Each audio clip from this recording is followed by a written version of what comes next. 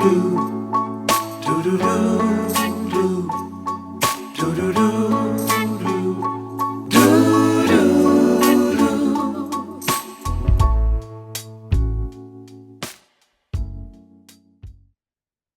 everybody, welcome to Noticeably Invisible. I'm your host, Dave Lazat, and today I am joined with a very special guest. This man's name is Jeff Christie. I'm just getting to know Jeff. I have not met him before today, and he is an absolute delight. Jeff, thank you so much for joining us. Thanks. So, Jeff, tell me a little bit about yourself. Tell our audience a little bit about your history, I guess, basically. So I'm Jeff Christie, as you heard. I'm 45. I grew up in Providence until I was about, I was there until about 11, moved to Warwick. Was mainly raised by my grandmother because my mother didn't know how to teach me. She was frustrated, I think, and still spent time with her. She passed away when I was 13, and I've really lost everybody by now. My brother passed away when I was in my 30s, and my grandmother just passed away a couple years ago. Oh, I'm so sorry to hear that. So having all those losses, what's that been like over the years? I think about the people you just mentioned, and those are big support systems for people. So what's that been like? It was tougher as I was younger, I think, but I was able to get through it, especially with my grandmother. And she and I were really close, and my brother and I were really close.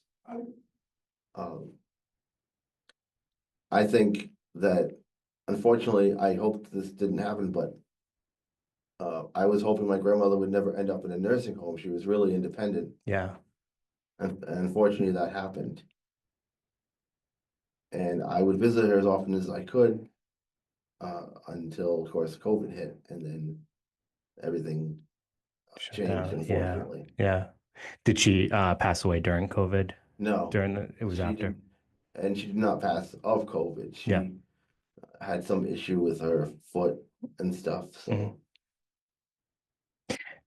Jeff, you had mentioned your mom. You feel like maybe she was frustrated or didn't know how to teach. You did mention she tried, though, correct?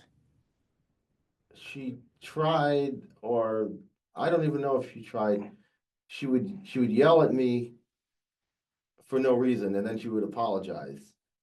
So I don't really know if what she was thinking sometimes. Okay. It must have been pretty confusing for you And then as a child.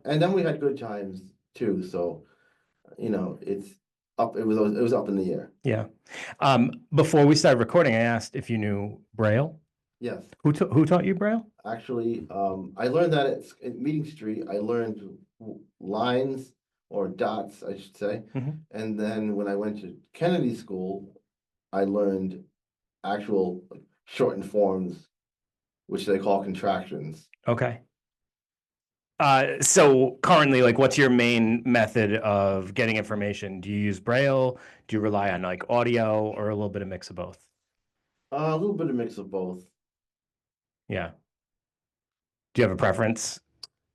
No, not really. Yeah. I prefer to have things, if possible,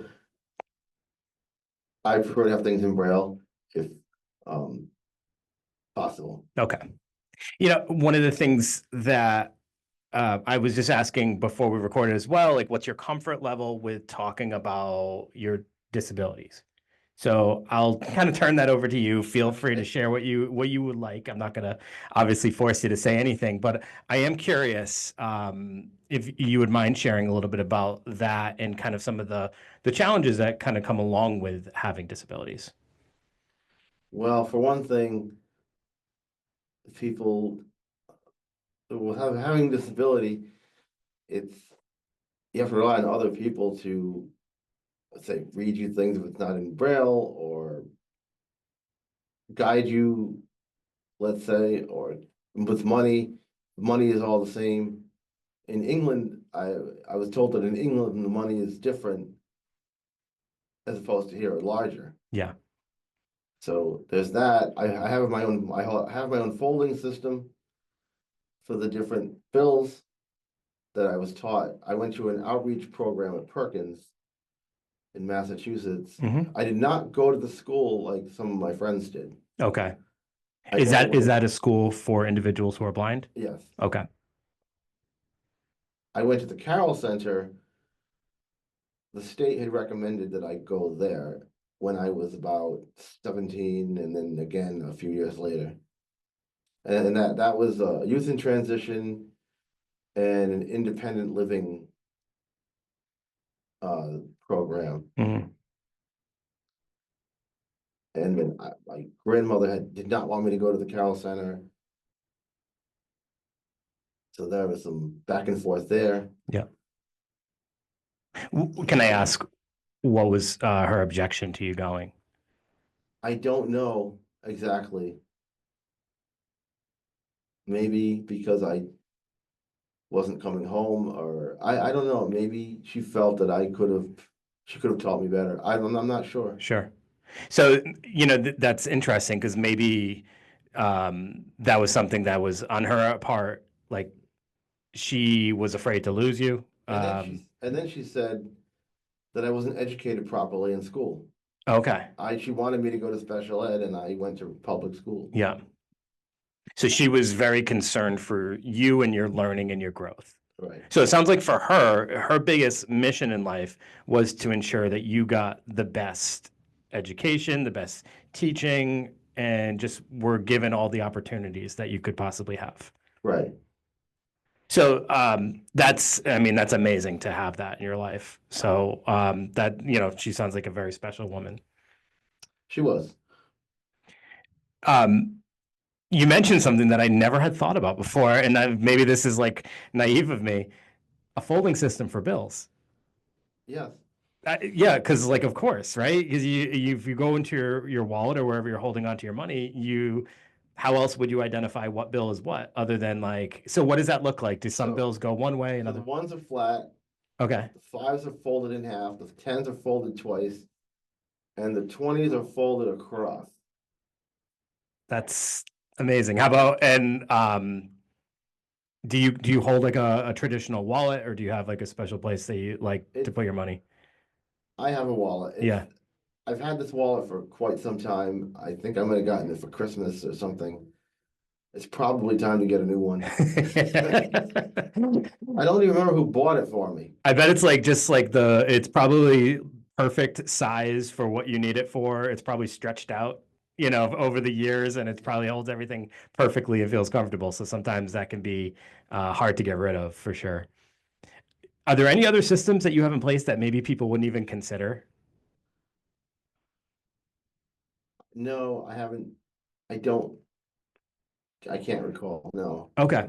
Let me ask you another question, just kind of out of my own naivete, is as far as like clothing and stuff like that, kind of knowing patterns or colors, it feels like that would be something that, maybe that wouldn't be something you would be able to do easily. Do you have a system for clothes to make sure you're wearing clothes that match and all that stuff? I don't. This is funny. When this woman that used to work for Services for the Blind, she was helping me. She was teaching me at 9 years old, and she gave me sock rings. But I never felt that it was going to help me with matching socks. And even if I were to put them in the laundry and take them out, Yeah, what would that do? right. So I didn't keep them. So how do you organize like what you're going to wear each day? Do you have someone support you with that or? No, I just picked something out. I just picked something out. I don't know. You did a good job. I mean, I'm looking at your outfit today and I'm like, I would have assumed that, yeah, no, I don't know what to say about it. It's perfect. So that's great. It's just a natural skill you have. You know how to pick matching clothes. And it's funny because like, does that even matter to you? No, but of course it depends on what I'm doing. Like Yeah, I'm in two choruses, and so one of them I had to wear a black shirt and a red tie, and they sold the ties, so I didn't have to worry about buying a tie. sure. And I'm terrible at ties. I'm sure you are too. Yeah, it's not my strong suit. I can do a knot, but it's not going to look very very professional. So um the reason why I ask you that is like there's probably certain things in society for individuals who are not blind that we feel matters so much or we prioritize, but in the grand scheme of things, it's not really important, right? And if like for you, if that's something that I wouldn't even imagine that's something that you probably even prioritize in your life is like, oh, I hope this goes well with my shirt goes well with these pants. It probably doesn't really matter a whole lot unless you have a dress code or something, right? Yeah, I mean, someone would tell me, once in a while, you Yeah. might want to wear this. Okay, yeah. You know, instead of that. Sure, sure.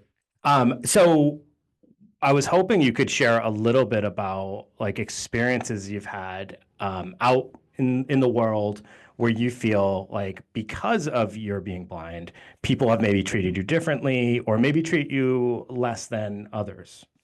Well, like I'll go to say I'll go to a restaurant, and this hasn't happened yet. I'll go to a restaurant and they'll give me a menu, Hmm. and my shared living provider will say, "Do you want to read the menu?" Now he's not doing it to be different, but the person in the restaurant is giving me a print menu when I don't know if they know what a cane is. Yeah, yeah, yeah. And then I've been to places where she'll ask someone else, "Does he want this?" Or does he want to do that? Or And they're speaking yeah, directly to the person that's yeah, supporting you, your yes. provider, right? Yeah. Now they asked something did happen at my neurologist. It's some woman who's no longer there. Hmm. She asked someone else, does he have vision or hearing problems? And in defense, he said, "Do you really have to ask that question?" And she said, "Yes." I said, "Yeah, I did have it since 1979. I did fire back." So do you normally how would you normally handle situations like that? Do you handle it with humor? Do you Uh, sometimes get it frustrated? Is it a depends. mix? It depends on the question. I Yeah. mean, if somebody asks someone else if I want something, oh, you ask him. Hmm. If it's like her and she's saying, "Do I have vision or hearing from?" I'm like, you don't need to ask that question. Right. Really? Yeah. Let me ask you a tough question that Okay. just kind of popped into my head. All right. Why do you think people do this? I wish I had the answer. Is it just because we're so uncomfortable at times with things that we, are unsure of that we're gonna like are we afraid of offending, so we end up being offensive because we're afraid of offending? Or is there something else that gets in the way and makes us make these, poor choices at times? I think it's sad, but people are afraid of offending. Yeah, Now, I don't get offended, but that's just me. sure. I'm one of the rare, I'm one of the very few people that get offended, Yeah. but because we're so, so we're so politically correct. But that's a whole nother A story. whole nother. We So have to say things the yeah. right way, or else, we're gonna get canceled or something. I feel like we could have a very good conversation in a totally different direction at some Yeah. point in time. So maybe we will take some time to do that at some point. But I think it's such a great question to ask. And maybe if any of our listeners have ideas on why these things happen or come up at times, they could share that in the comments. But yeah, let me ask you this, because one of the things when I met you today, I was uh, I was guiding you into this room, for example, Right. and I was kind of verbally walking you through, right? And then at one point I said, I'm probably annoying the hell out of you, but would you prefer someone do that or someone just, Honestly, I'm supposed to hold their arm, so that's my fault. oh, so I've already messed up. If that's my fault, I do it to, It's I a, don't, you know, yeah. All right. All right. So typically you would hold onto someone's arm. yeah. Okay. And if someone is being overly like verbal with their directions, is that sometimes frustrating or is it appreciated? Sometimes, I don't know what overly verbal, like, a lot of people just tell me left or right, you know, Yeah. Yeah. Okay. not too many people, I haven't, a lot of times I veer too much. It's just what happens, you Yeah. know? Yeah. Yeah. And I can imagine how disorienting that must be at times, especially if there's not like walls close by or something like that. You're just kind of in an open space. Yeah, See, that's probably something that, like, obviously you're normal. It's normal to you, right? It's like natural. Um, all right, just shifting gears a little bit. okay, Advocacy. So we had an individual on previously. Her name was Lydia, and I think you actually know her. yes, I do, And she was talking about advocacy, and we were talking about the importance of it in advocacy groups. You're also heavily involved in advocacy. yes. And it sounds like you've been for a little while. Maybe you can give a little history on what kind of got you into that, even if it was just by chance. So, I was in Trudeau, I started at Trudeau in 2000, kind of a backstory, just to make, I'll make it short. Um, my brother had gotten kicked out of the house and some other things happened too, which I won't get into. Hmm. But it came to the point where they said, we need to get him day programs. Now, I had no idea what they were talking about. Okay. So I go to Trudeau, I meet some people, I get a tour of the building, and I find out what they did was piecework. And the woman could tell I didn't like it. Hmm. Can I just explain? Well, maybe can you explain what piecework is for anyone who's not Uh, familiar? well, they did putting soap in boxes and all this Yeah. So boring. it's essentially like a, workshop, right? People Yeah, are just which doing is, this like little yeah, piecework. and that's gone now. So, Yeah. And getting minimal pay for it, yeah, right? yeah. Yeah. So a year later, uh, I was with this guy and we decided to look up Advocates in Action.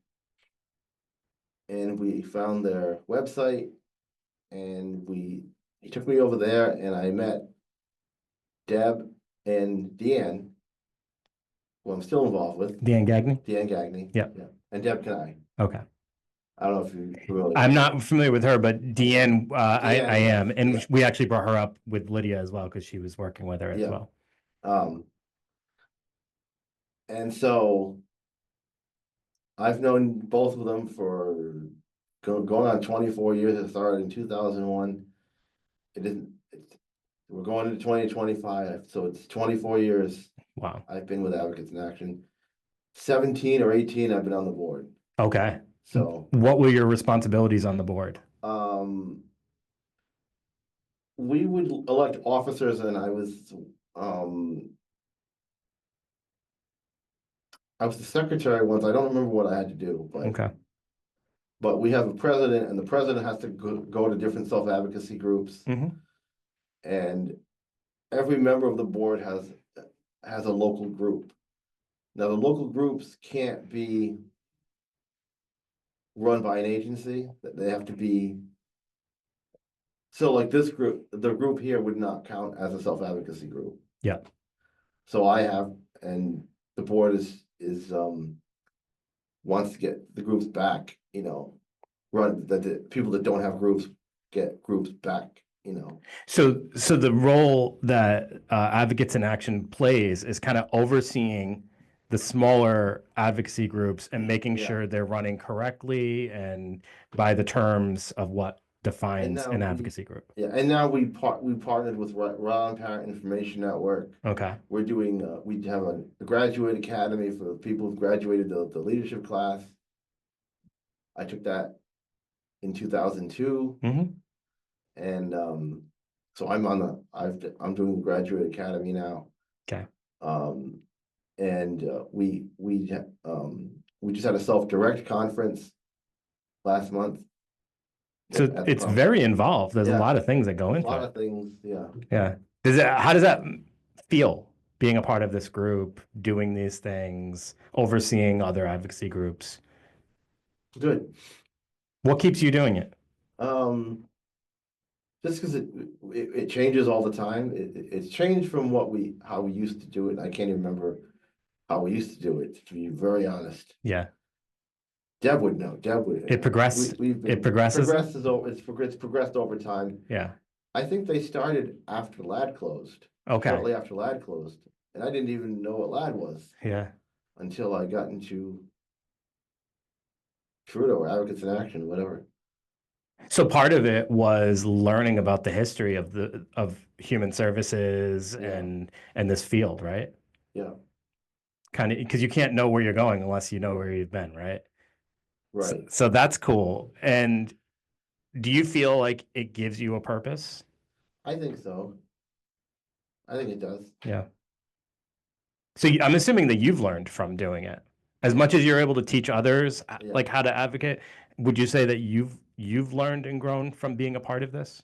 I'm still learning too, You're still learning. because there's stuff we're doing now about like we want to do a graduate academy wants to do a course on the ABLE Act in the spring, and I've listened to Kevin Nerney several times. He's from the DD Council, Okay. and he's talked about the ABLE Act at the conference a lot. What is that exactly? It's Able Act, you said? the ABLE Act, yeah. You can you don't have to go, you can go past $2,000. You know, you have to Oh, in your bank? in your bank. So, I guess you can go up to $100,000 or something like that. wow. With this act, With that's what with the able, you have to spend it on certain particular things. let me ask you a question Okay. just to make sure I Yeah. understand this. So what I've always been familiar with is you're exactly right. There's like this limit of $2,000 that an Yeah. individual can Yeah. make a year, right? Right, yeah, Or that they can have in their bank account. yeah, And what that ends up doing is if you go over that $2,000, benefits get cut, like Right, all right, these right. all these bad things happen to that individual. So it's this thing that's in place that almost limits them from being Yeah. able to work, right. right? Because they can only work this really, really small amount. They have to spend, like, force themselves to spend money so that they don't go over this, limit for whatever reason. And that's not a big limit. $2,000 is not a lot.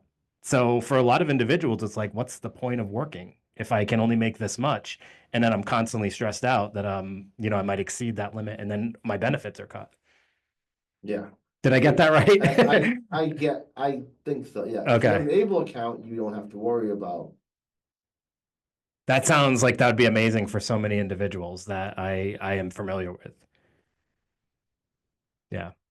Um, so you also mentioned something to me before about being involved in some programs and then like funding gets cut, right?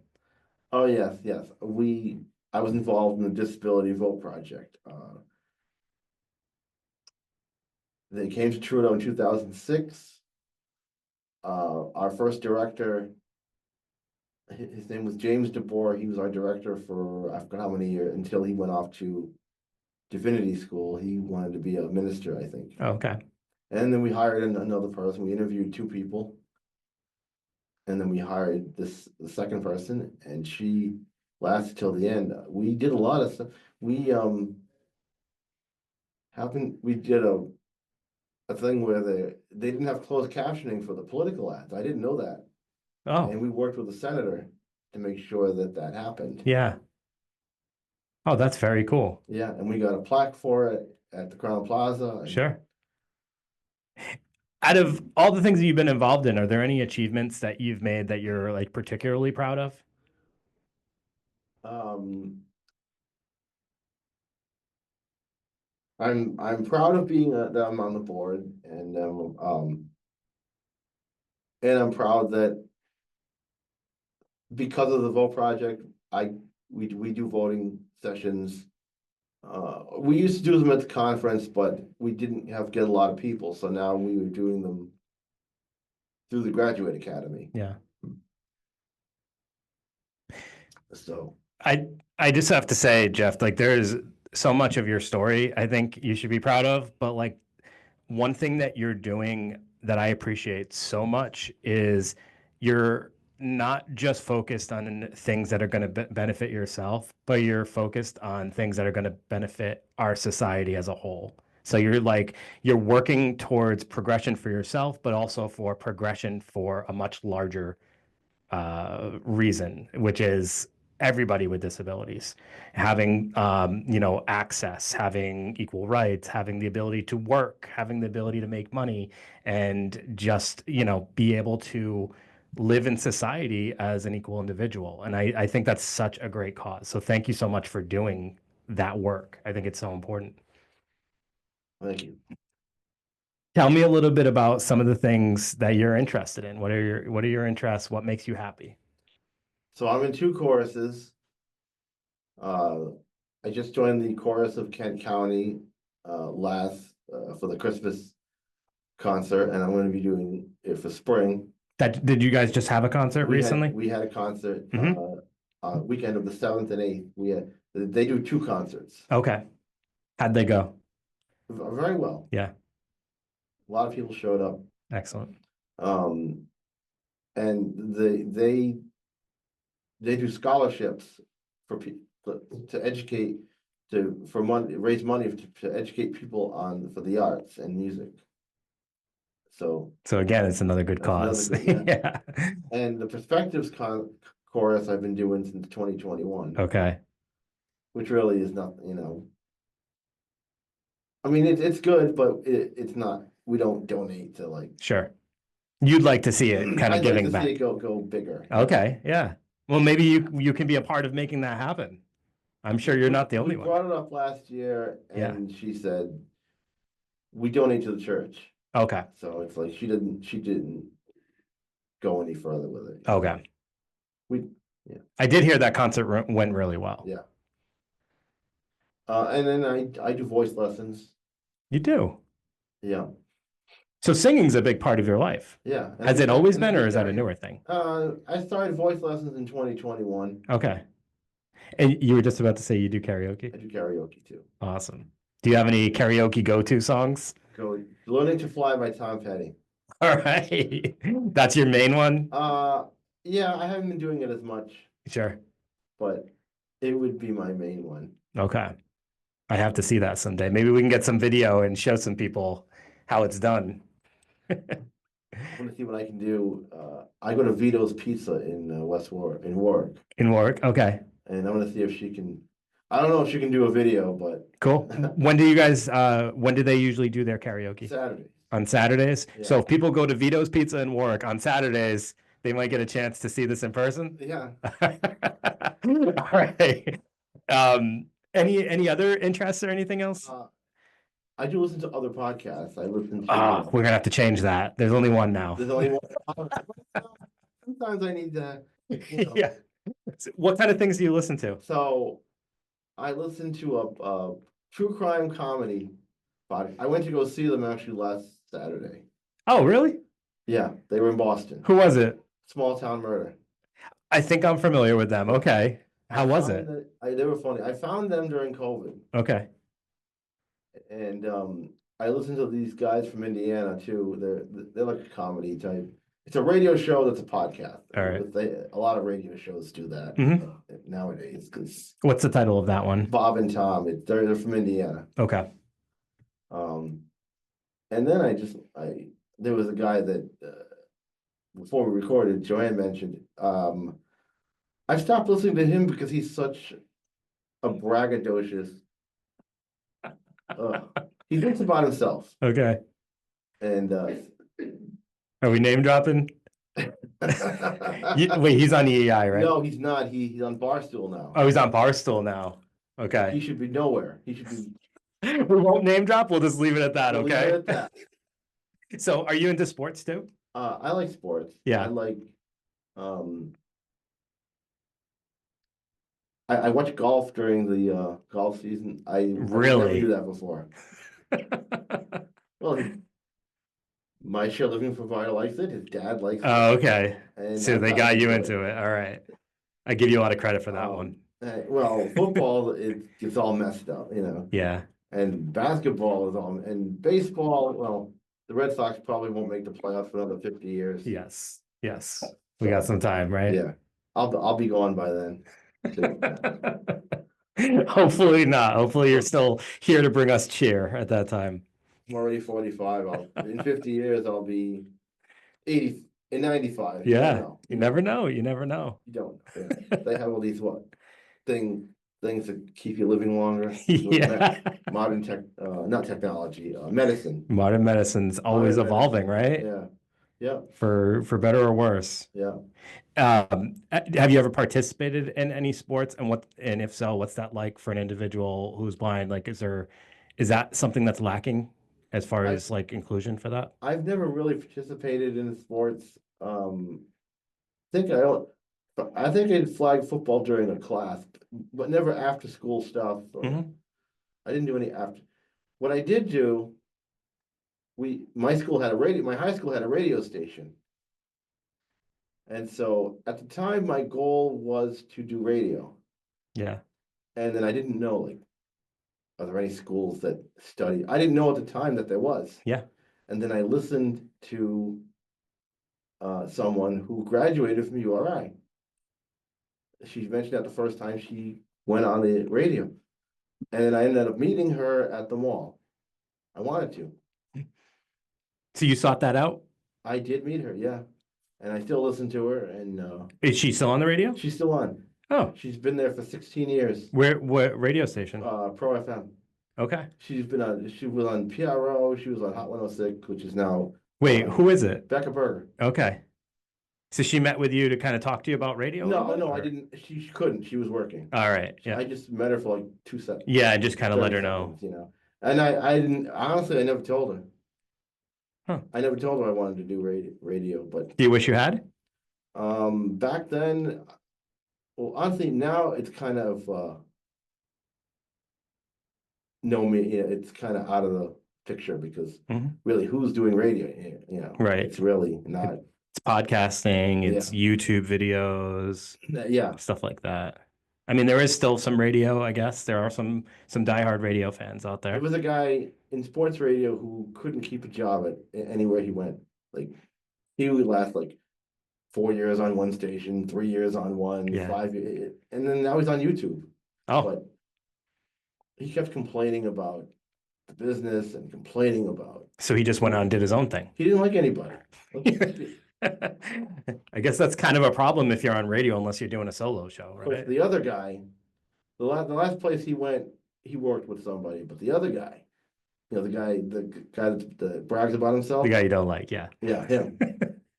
He, he still brags about himself and he makes fun of other radio people. And he's on a podcast. Sure.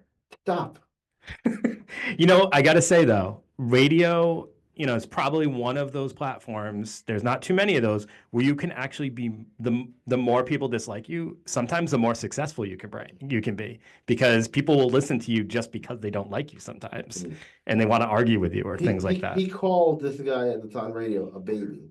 Mm-hmm. And he said he was not going to be successful. So sounds like a challenge. And he's still on the radio. So what does he know?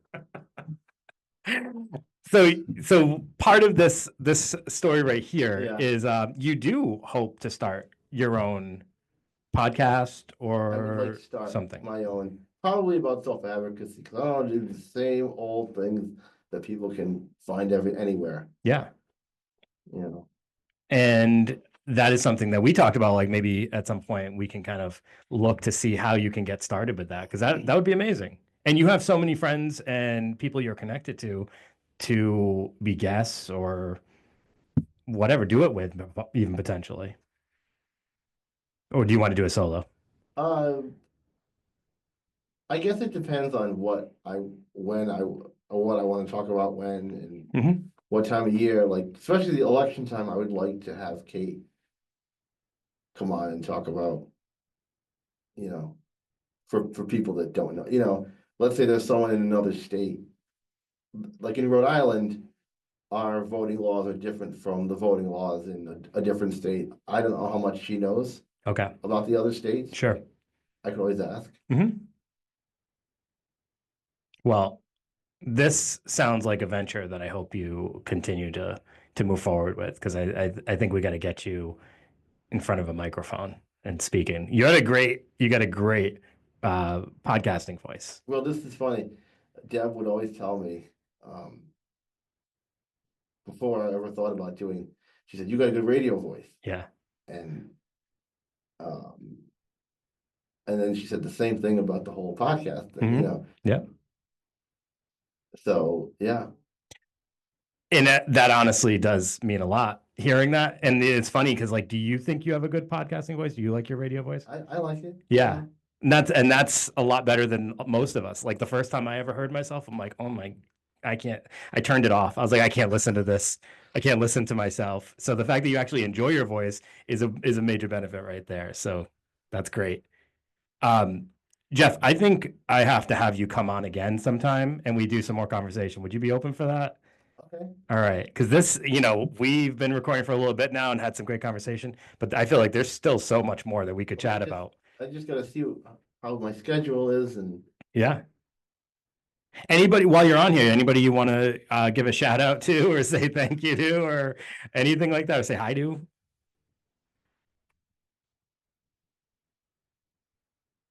I put you on the spot, didn't yeah, I? I'm know. sorry. I didn't mean to do that. I don't know who's listening. Just, yeah, it's cool. I forgot to ask you. I did have one question I Yeah. wanted to ask you, and I did Okay. prep you about this one just to give you a little time to think about it. So let's say you were speaking to someone who has gone through maybe similar challenges as you, or maybe not the same, but just has gone through challenges being an individual with a disability or not a disability. What kind of advice would you give them about, how to be happy in life or be successful in life? Educate people, really. Find a way to educate people on what your not what your disability is, but how they can include you or treat you Yeah. like everybody else. Yeah. I love that message. So, because we can't expect people to know what we need unless we tell them what we need, right? Yeah. There's so much in life that could be resolved if people just communicated better. So communication is a big piece of everything, right? Yep. Yeah. Jeff, awesome advice.